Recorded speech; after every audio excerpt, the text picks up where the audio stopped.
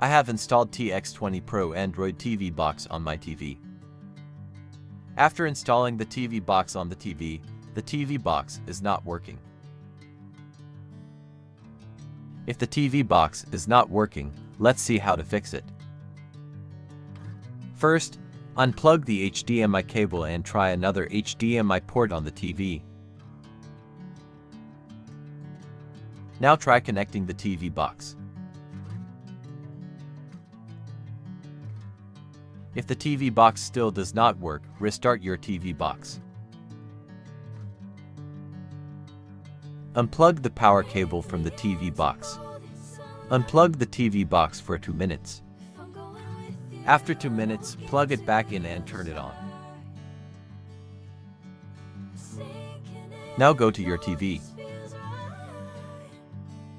After restarting the TV box, it will automatically connect to the TV. The TX20 Pro TV box is now working.